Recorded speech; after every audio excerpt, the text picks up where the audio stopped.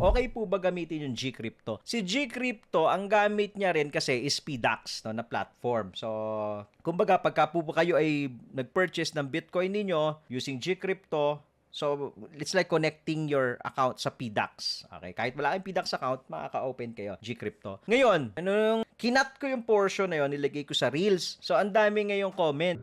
Pangit yung Gcrypto. Mabagal. Pagka bull market na naghahang, may gano'n, mataas ang spread. Okay. Ganito po, no, para po iayos lang natin yung context, no. Kasi alam ko marami naman po kayo dito na sanay na talaga sa crypto. Yung iba dito matatagal na. Yung mga bago naman, yung mga bata, sanay na sanay din naman na mag-open na lang ng account sa Bybit, no, which is we are also using kasi mas mababa nga naman yung spread. Totoo po yun, ha? So, yung Gcrypto kasi is para naman doon sa mga hindi naman comfortable using an international exchange, hindi comfortable mag P2P, pero gusto nang magsimula sa crypto. Di ba po? So, kasi hindi po lahat katulad natin na marunong na eh. Ako, nagsimula naman ako CoinsPH eh. Di ba? Hindi ako kagad, inaral ko pa yung Binance eh. Medyo oldies na ako eh. So, dito lang muna ako sa CoinsPH kasi supervised by Bangko Sentral. So, may mga ganun din pong market. Kasi, halimbawa na, i-disregard natin itong mga local exchanges na to.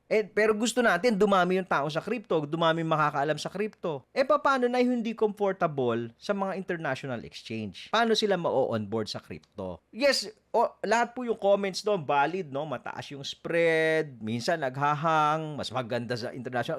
All of those comments are really, really, really valid. But we're trying to say is yung mga bago na medyo alanganin pa, mag-aaral pa, pero gusto na mag-onboard sa crypto, pwede naman yan. And then later on, kapag ka nakapasok na yung mga yan, mag-e-explore na yan ng iba pang opportunity sa crypto. Huli ba? Follow for more, Tito Moves!